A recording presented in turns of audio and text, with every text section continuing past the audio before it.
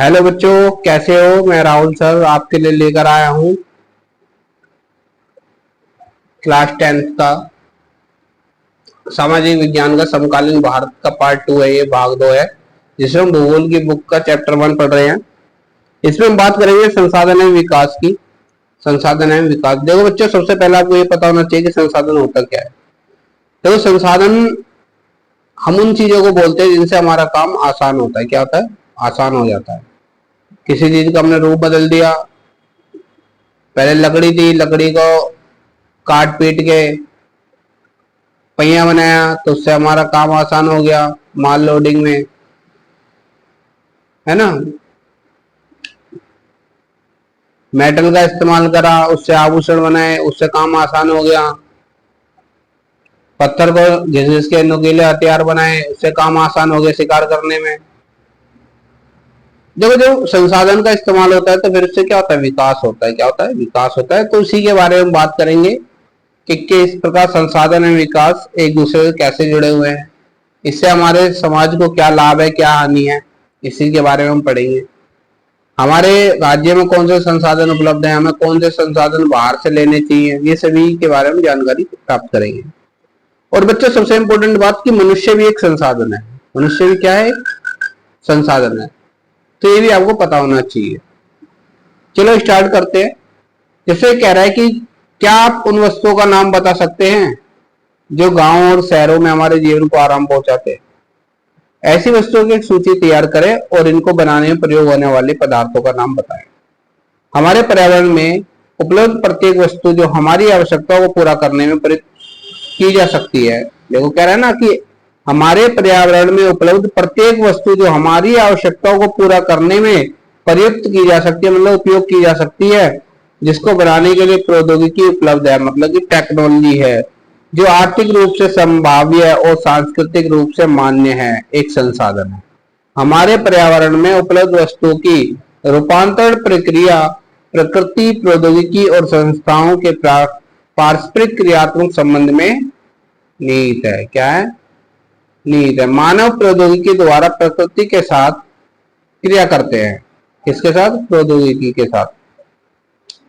अपने आर्थिक विकास की गति को तेज करने, किसके? देखो, आर्थिक विकास यानी कि आर्थिक विकास मतलब यानी पैसा कमाने, जिससे पैसा कमाते हैं, इनकम बढ़ती है, उस विकास को तेज करने के लिए संस्थाओं का निर्माण करते हैं। क्या आप भी अन्य बहुत से लोगों की तरह संसाधनों को प्राकृतिक उपहार समझते हैं? ऐसा नहीं है। संसाधन मानवीय क्रियाओं का परिणाम है। संसाधन क्या है? मानवीय क्रियाओं का परिणाम, यानी मानव के द्वारा उनमें जो छेड़खानी की गई है, बदलाव किया गया है, चेंजेस किया गया है, वो तब जाके बनते हैं वो संसाधन। मानव स्वयं संसाधनों का महत्वपूर्ण हिस्सा है। मानव स्वयं एक संसाधन है, कह रहा है। वे पर्यावरण में पाए जाने वाले पदार्थों को संसाधनों में परिवर्तित करते हैं तथा उन्हें प्रयोग करते हैं। इन संसाधनों का वर्गीकरण इन प्रकार से किया जा सकता है। देखो, अब इनको किस तरीके से इन्होंने बांटा, इनका रूप चेंज किया है, मतलब बांटा इनके काम के हिसाब से। नंबर 1, उत्पत्ति के आधार पर, जैव और अजैव। समाप्ति के आधार पर, जो यानी कि जो खत्म हो जाएंगे, जो एक बार खत्म हो जाएंगे, और जिनका हम बार बार इस्तेमाल कर सकते हैं वो नवीकरणीय है, और जिनको हम बार बार इस्तेमाल नहीं कर सकते वो है अनवीकरणीय। स्वामित्व के आधार पर, स्वामित्व मतलब जो किसी की निजी प्रॉपर्टी है, किसी कोई ऐसी जगह है जैसे गांव का कुआं, उसके लिए उसके गांव के कुएं पे पूरे गांव का होता है। घर के अंदर किसी का नलका लगाए तो व्यक्तिगत हो गया। और राष्ट्रीय और अंतर्राष्ट्रीय, कोई नदियां हैं, अंतर्राष्ट्रीय कोई नदी है तो उसके ऊपर राष्ट्रीय का होता है। ठीक है। विकास के स्तर के आधार पर संभावी।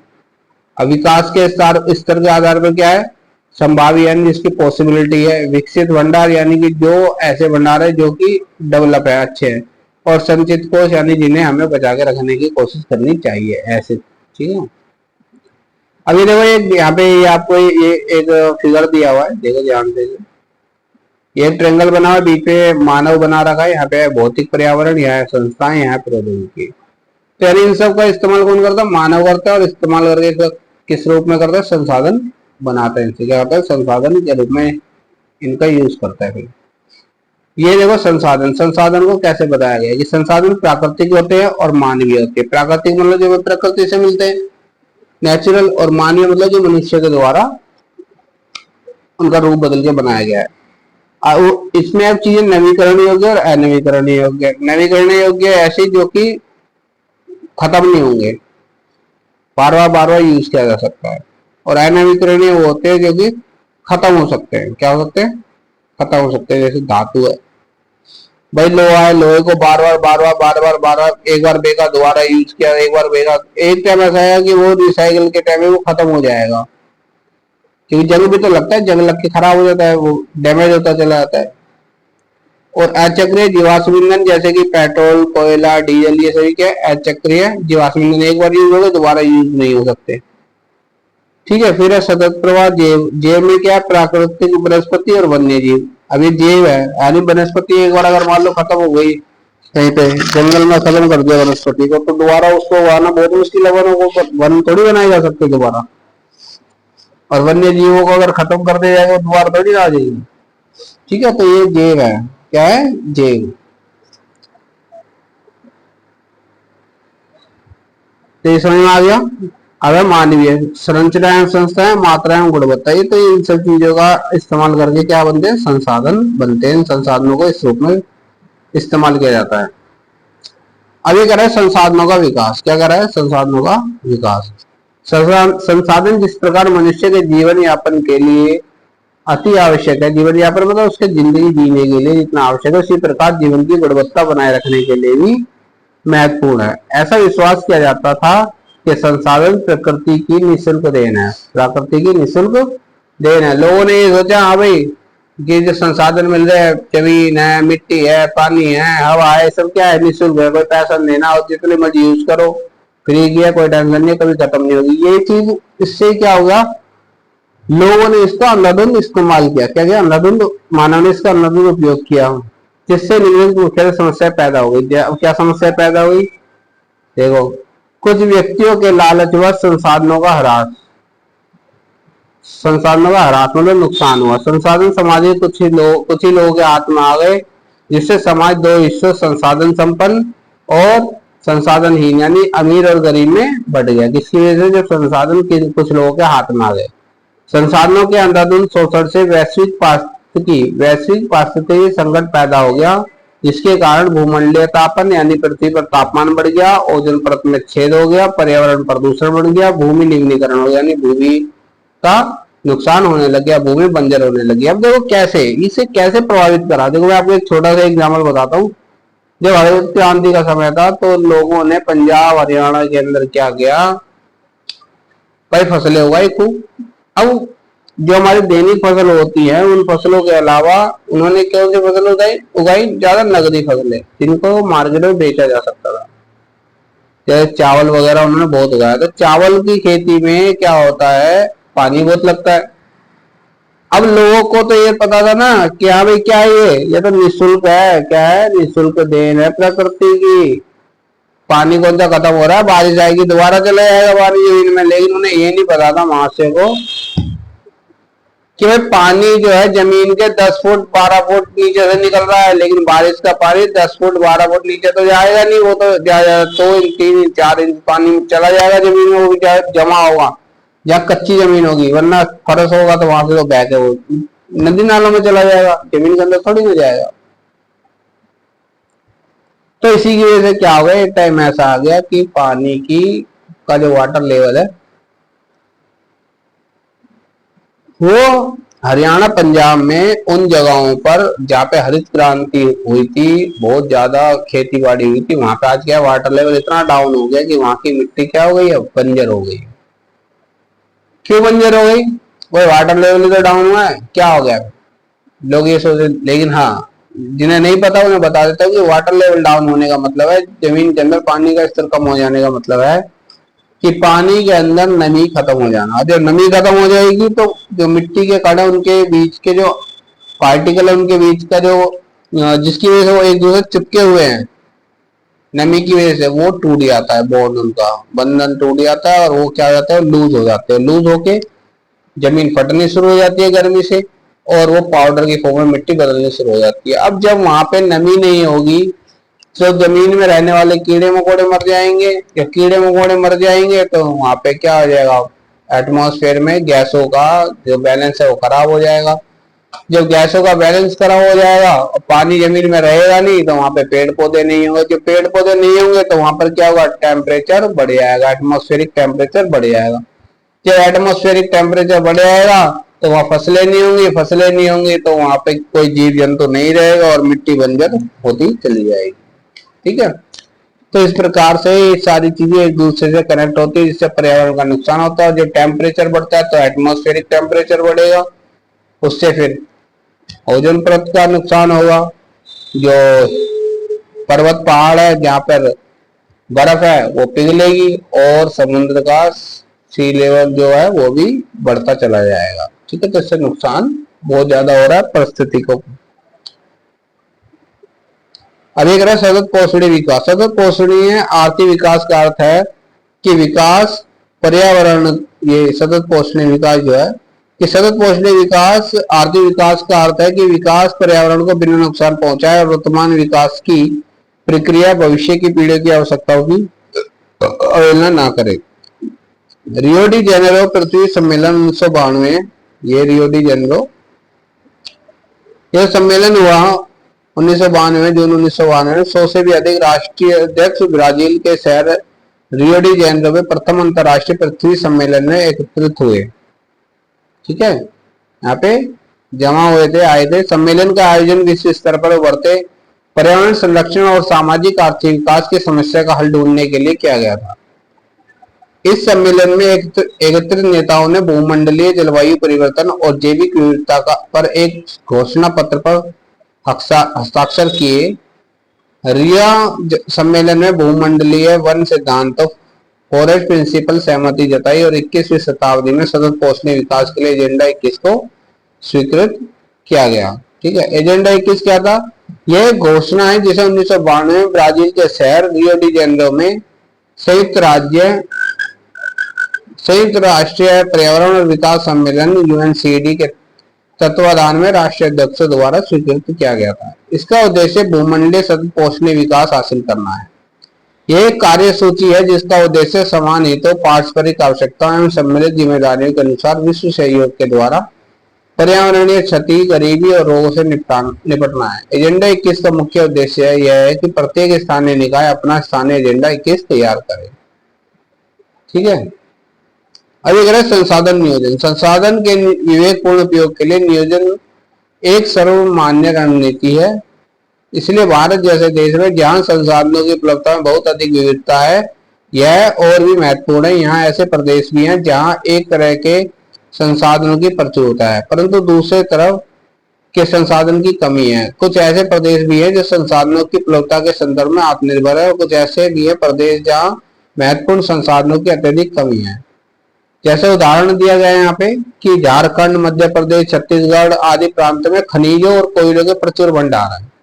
वहीं अरुणाचल प्रदेश में जल संसाधन प्रचुर मात्रा में पाए जाते हैं परंतु मूल विकास की कमी है। राजस्थान में पवन और सौर ऊर्जा संसाधनों की बहुतायत है लेकिन जल संसाधनों की कमी है। लद्दाख का शीत मरुस्थल देश के अन्य भागों से अलग थलग पड़ता है। यह प्रदेश सांस्कृतिक विरासत का धनी है परंतु यहाँ जल, आधारभूत अवसंरचना तथा कुछ महत्वपूर्ण खनिजों की कमी है। इसलिए राष्ट्रीय, प्रांतीय, प्रादेशिक और स्थानीय स्तर पर संतुलित संसाधन नियोजन की आवश्यकता है। तरह की भारत में संसाधन नियोजन एक जटिल प्रक्रिया है। इसमें निम्नलिखित सोपान है। देश के विभिन्न प्रदेशों में संसाधनों की पहचान कर उनकी तालिका बनाना। इस कार्य में क्षेत्रीय सर्वेक्षण, मानचित्र बनाना और संसाधनों का गुणात्मक एवं मात्रात्मक अनुमान लगाना एवं मापन करना है। संसाधन विकास योजनाएं लागू करने के लिए उपयुक्त प्रौद्योगिकी, कौशल तथा संस्थागत नियोजन ढांचा तैयार करना। संसाधन विकास योजनाओं और राष्ट्रीय विकास योजना में समन्वय स्थापित करना। स्वाधीनता के बाद भारत में संसाधन नियोजन के उद्देश्य की पूर्ति के लिए प्रथम पंचवर्षीय योजना से ही प्रयास किए गए। किसी क्षेत्र के विकास के लिए संसाधनों की उपलब्धता एक आवश्यक शर्त है परंतु प्रौद्योगिकी और संस्थाओं में तदनुरूपी परिवर्तनों के अभाव में मात्र संसाधनों की उपलब्धता से ही विकास संभव नहीं है। देश में बहुत से क्षेत्र हैं जो संसाधन समृद्ध होते हुए भी आर्थिक रूप से पिछड़े प्रदेशों की गिनती में आते हैं। इसके विपरीत कुछ ऐसे प्रदेश भी हैं जो संसाधनों की कमी होते हुए भी आर्थिक रूप से विकसित है। क्यों? क्योंकि वहां पर क्या है, वहां पे उनकी जो मेन संसाधन है, यानी कि उसकी जो कैपिटल, कौन सी कैपिटल, जो उसके वर्कर हैं, जो उसके लोग हैं, नागरिक है, वो पढ़े लिखे शिक्षित हैं, उनके जो मानव संसाधन अच्छा है उनके पास।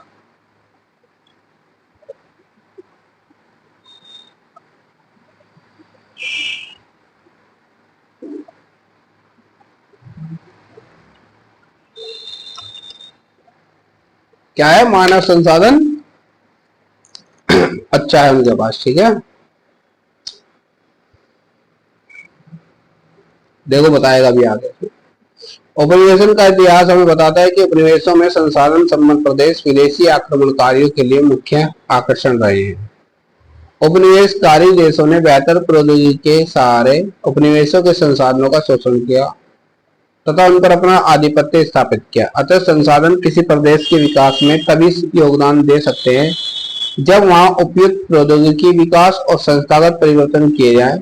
उपनिवेशन के विभिन्न चरणों में भारत ने इन सब का अनुभव किया है। अतः भारत में विकास सामान्यतः तथा संसाधन विकास लोगों के मुख्यतः संसाधनों की उपलब्धता पर ही आधारित नहीं था, बल्कि इसमें प्रौद्योगिकी, मानव संसाधन की गुणवत्ता, जो कह रहा है ना, मानव संसाधन की गुणवत्ता। जब तक इंजीनियर नहीं होंगे तो इंजीनियर वाला काम कैसे होगा? जब तक डॉक्टर नहीं होंगे, साइंटिस्ट नहीं होंगे, तो उनका काम कैसे होगा? तो उस क्षेत्र में विकास कैसे होगा? इसलिए मानव संसाधन का विकास होना भी बहुत जरूरी है। ऐतिहासिक अनुभव का भी योगदान रहा। संसाधनों का संरक्षण। संसाधन किसी भी तरह के विकास में महत्वपूर्ण भूमिका निभाते हैं, परंतु संसाधनों का विवेकहीन उपयोग और अति उपयोग के कारण कई सामाजिक, आर्थिक और पर्यावरणीय समस्याएं पैदा हो सकती है। जैसे कि मैंने बताया, पानी का इस्तेमाल करने से कितना बड़ा नुकसान हो गया। इन समस्याओं से बचाव के लिए विभिन्न स्तरों पर संसाधनों का संरक्षण आवश्यक है। भूतकाल से ही संसाधनों का संरक्षण बहुत से नेताओं और चिंतकों के लिए चिंता का विषय रहा है। उदाहरणार्थ गांधी जी ने संसाधनों के संरक्षण पर अपनी चिंता इन शब्दों में व्यक्त की: हमारे पास हर व्यक्ति की आवश्यकता पूर्ति के लिए बहुत कुछ है, लेकिन किसी के लालच की संतुष्टि के लिए नहीं। अर्थात हमारे पास पेट भरने के लिए बहुत है, लेकिन पेट ही भरने के लिए नहीं। उनके अनुसार विश्व स्तर पर संसाधन ह्रास के लिए लालची और स्वार्थी व्यक्ति तथा आधुनिक प्रौद्योगिकी की शोषणात्मक प्रवृत्ति जिम्मेदार है। वे अत्यधिक उत्पादन के विरुद्ध थे और इसके स्थान पर अधिक बड़े जन समुदाय द्वारा उत्पादन के पक्षधर थे। देखो, एक छोटी सी बात है, आज की डेट में हम लोग जो है पानी, देखो पानी जो हम पीते हैं, पानी भी हमें खरीद के पीना पड़ रहा है। बताओ, पानी भी हमें खरीद के पीना पड़ रहा है, तो कितनी बड़ी समस्या का समाधान करना, कितनी बड़ी समस्या है हमारे सामने। जब आज की डेट में हम पानी 25 रुपए 30 रुपए की एक बोतल खरीद के पी रहे 1 लीटर की, तो सोचे जब आप लोग बड़े हो जाओगे, जब आपके बच्चे आपके जितनी उम्र के होंगे, तो उस समय एक पानी की बोतल कितना रुपए की होगी? 150-200 रुपए की होगी। सोचो। और जब उनके बच्चे होंगे तो कितनी महंगी हो जाएगी। यानी पानी तक के लिए इंसान आगे तड़पने वाला है, तरसने वाला है। आज जैसे सोना चांदी की हो रहा है ना, उससे ज्यादा महंगा पानी हो जाएगा। सोचो। तो इसीलिए संरक्षण करना, चीजों को बचाना बहुत जरूरी है। अंतर्राष्ट्रीय स्तर पर व्यवस्थित तरीके से संसाधन संरक्षण की वकालत 1968 में क्लब ऑफ रोम ने की। तत्पश्चात 1974 में सुमेसर ने अपनी पुस्तक स्मॉल इन इज ब्यूटीफुल में इस विषय पर गांधी जी के दर्शन की एक और बार से पुनरावृत्ति की है कि 1987 में ब्रूडल लैंड आयोग रिपोर्ट द्वारा वैश्विक स्तर पर संसाधन संरक्षण में मूलाधार योगदान किया गया। इस रिपोर्ट ने सतत पोषणीय विकास की संकल्पना प्रस्तुत की और संसाधन संरक्षण की वकालत की। यह रिपोर्ट बाद में हमारा साझा भविष्य शीर्षक से पुस्तक के रूप में प्रकाशित हुई। इस संदर्भ में एक और महत्वपूर्ण योगदान रियो डी जेनेरो ब्राजील में 1992 में आयोजित पृथ्वी सम्मेलन द्वारा किया गया। अब ये बात कर रहा है भू संसाधन, किसकी बात कर रहा है? भू संसाधन। हम भूमि पर रहते हैं, इसी पर अनेकों आर्थिक क्रियाकलाप करते हैं और विभिन्न रूपों में उपयोग करते हैं। अतः भूमि एक महत्वपूर्ण प्राकृतिक संसाधन है। प्राकृतिक वनस्पति, वन्यजीव, मानव जीवन, आर्थिक क्रियाएं, परिवहन तथा संचार व्यवस्था भूमि पर ही आधारित है। परंतु भूमि एक सीमित संसाधन है, बिल्कुल सीमित है। पहले लोग प्लॉट खरीदते थे, आज फ्लोर खरीद रहे हैं। क्या खरीदे? पहले प्लॉट खरीदते, जमीन खरीदते थे, आज क्या कर रहे? फर्स्ट फ्लोर, सेकंड फ्लोर खरीद रहे हैं। तो सीमित है, इसीलिए तो पॉपुलेशन बढ़ती जा रही है। इसलिए उपलब्ध भूमि पर विभिन्न उद्देश्यों के लिए उपयोग सावधानी और योजनाबद्ध तरीके से होना चाहिए। भारत में भूमि पर विभिन्न प्रकार की भू आकृतियां जैसे पर्वत, पठार, मैदान और द्वीप पाए जाते हैं। लगभग 43% भू क्षेत्र मैदान है, जो कृषि उद्योग के विकास के लिए सुविधाजनक है। पर्वत पूरे भू क्षेत्र के 30% भाग पर स्थित है। वे कुछ 12 नदियों के प्रभाव को सुनिश्चित करते हैं। पर्यटन विकास के लिए अनुकूल परिस्थितियां प्रदान करता है और पारिस्थितिकी के लिए महत्वपूर्ण है। देश के क्षेत्रफल का लगभग 27% हिस्सा पठारी क्षेत्र है।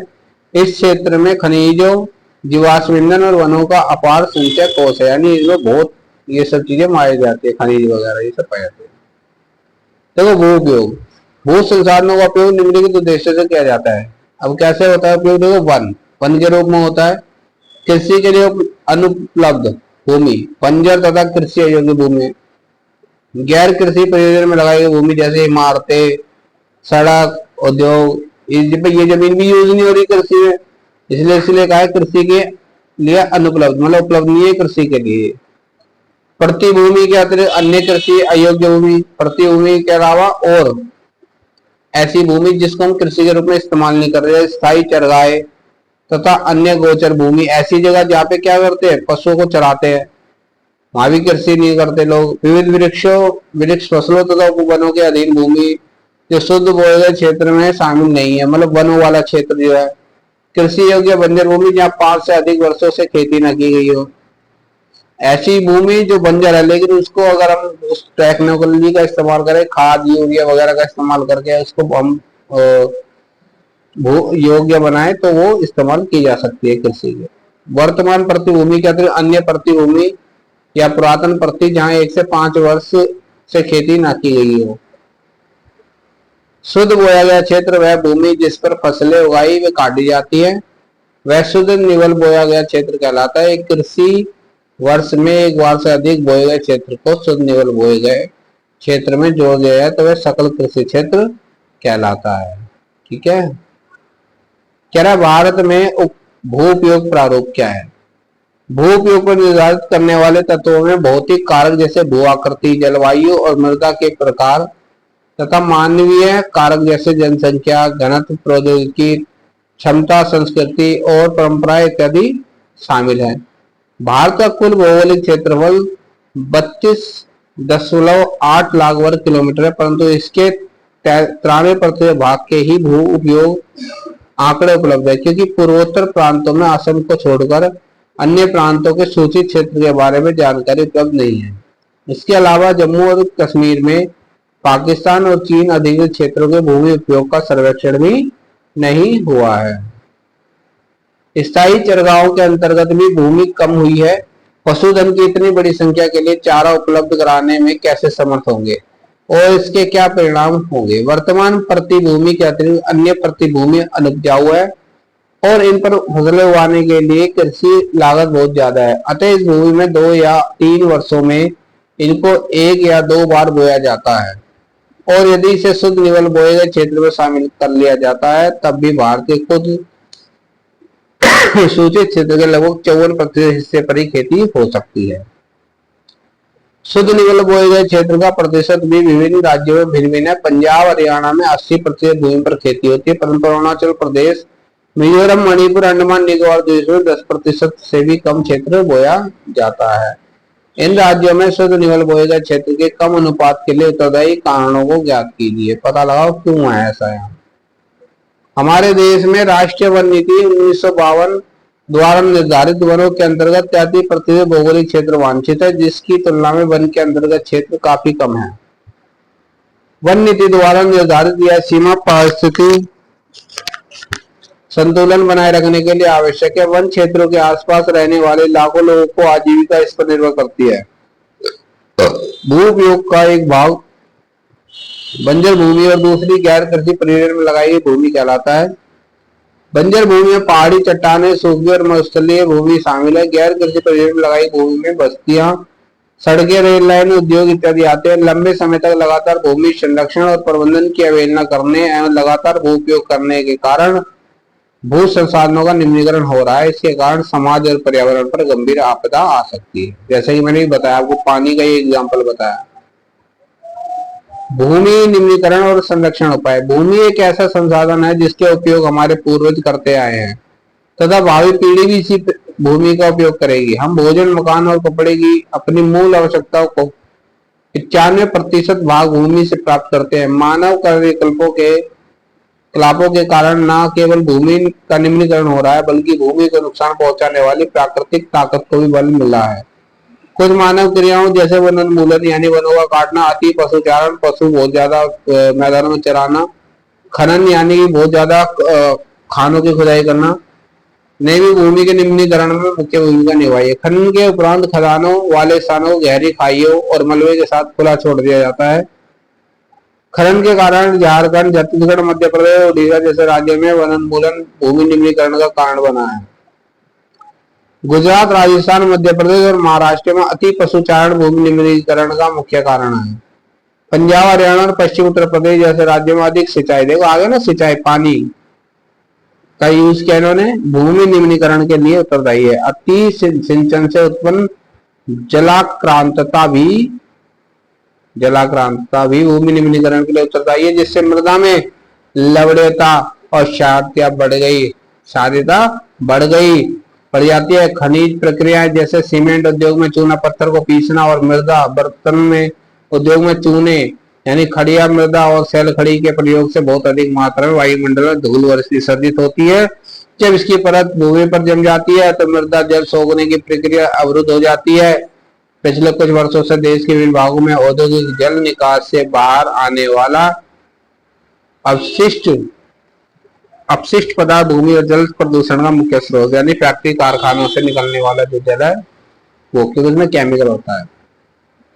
भूमि निम्नीकरण की समस्याओं को सुलझाने के कई तरीके हैं। वनारोपण और चारागाहों का उचित प्रबंधन इसमें कुछ हद तक मदद कर सकते हैं। पेड़ों की रक्षक मेखला, पशु चारण नियंत्रण और रेतीले टीलों को कांटेदार झाड़ियां लगाकर स्थिर बनाने की प्रक्रिया से भी भूमि कटाव की रोकथाम। शुष्क रोग क्षेत्र, भूमि कटाव मतलब क्या है कि भूमि का परत का उड़ना, उपजाऊ परत उड़ जाती है उसकी, जब नमी नहीं होती तो बंजर भूमि के उचित प्रबंधन, खनन नियंत्रण और औद्योगिक जल को परिष्करण के पश्चात विसर्जित करके जल और भूमि प्रदूषण को कम किया जा सकता है। ये कुछ उपाय बताए इन्होंने कि इनका इस्तेमाल करने से भूमि प्रदूषण को कम कर सकते हैं।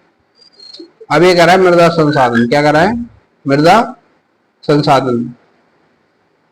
मिट्टी अथवा मृदा सबसे महत्वपूर्ण प्राकृतिक संसाधन है। यह पौधों के विकास का माध्यम है जो पृथ्वी पर विभिन्न प्रकार के जीवों का पोषण करती है। मृदा एक जीवन तंत्र है।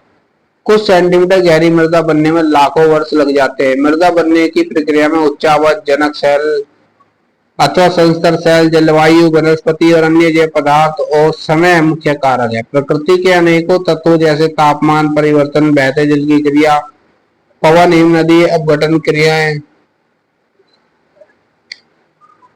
आदि मृदा करने की प्रक्रिया में योगदान देती है। मृदा में होने वाले रासायनिक और जैविक परिवर्तन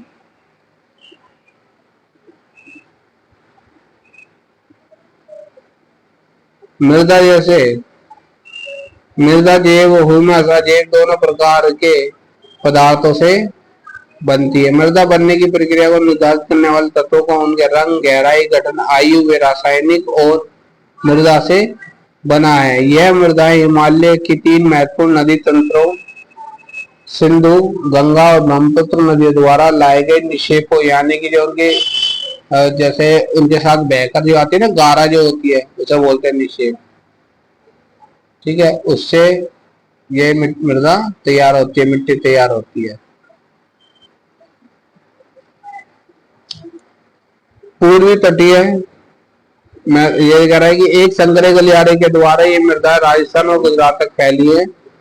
पूर्वी तटीय मैदान विशेषकर महानदी, गोदावरी, कृष्णा और कावेरी नदियों के डेल्टे भी जलोढ़ मृदा से बने हैं। जलोढ़ मृदा में रेत, सिल्ट और मृतिका के विभिन्न अनुपात पाए जाते हैं। जैसे हम नदी के मुहाने से घाटी में ऊपर की ओर जाते हैं, मृदा के कणों का आकार बढ़ता जाता है। नदी घाटी के ऊपरी भाग में जो ढाल भंग के समीप मोटे कण वाली मृदाएं पाई जाती है, ऐसी मृदाएं पर्वतों की तलहटी पर बने मैदानों जैसे द्वार, चो क्षेत्र और तराई में आमतौर पर पाई जाती है।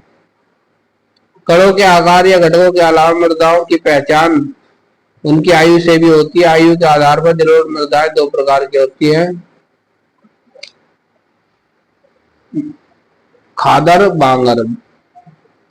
कौन सी होती है? जलोढ़ बांगर तथा नया जलोढ़ खादर। बांगर मृदा में कंकर ग्रंथियों की मात्रा ज्यादा होती है और खादर मृदा बांगर मृदा की तुलना में ज्यादा महीन कण पाए जाते हैं। जलोढ़ मृदाएं बहुत उपजाऊ होती है। अधिकतर जलोढ़ मृदाएं पोटास, फास्फोरस, चूना युक्त होती है, जो इनके गन्ने, चावल, गेहूं और अन्य अनाजों और दलहन फसलों की खेती के लिए उपयुक्त बनाती हैं। अधिक उपजाऊपन के कारण जलोढ़ मृदा वाले क्षेत्रों में गहन कृषि की जाती है और यहाँ जनसंख्या घनत्व भी अधिक है। तो सीधी सी बात है, जहाँ पे खाने पीने का सामान ज्यादा उपलब्ध होगा, पब्लिक भी वही रहेगी, ऑब्वियस सी बात है। तो सूखे क्षेत्रों की मृदाएं अधिक क्षारीय होती हैं, यानी इनके ज्यादा एसिड होता है। इन मृदाओं का सही उपचार और सिंचाई करके इनकी पैदावार बढ़ाई जा सकती है। ठीक है, जलोढ़ मृदा यहाँ बता रहा है।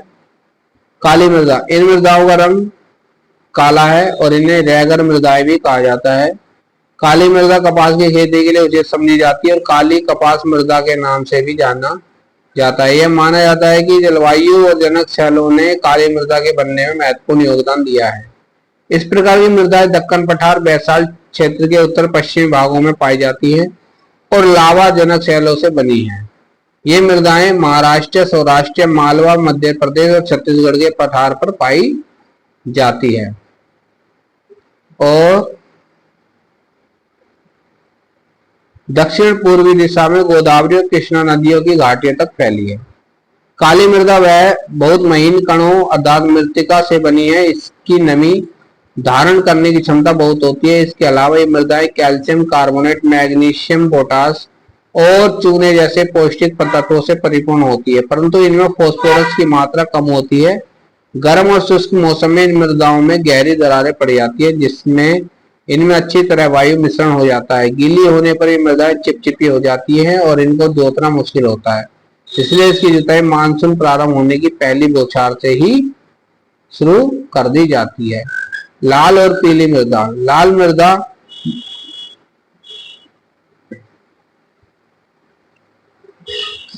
मृदा दक्कन पठार के पूर्वी और दक्षिणी हिस्सों में रवेदार आग्नेय चट्टानों पर कम वर्षा वाले भागों में विकसित हुई है।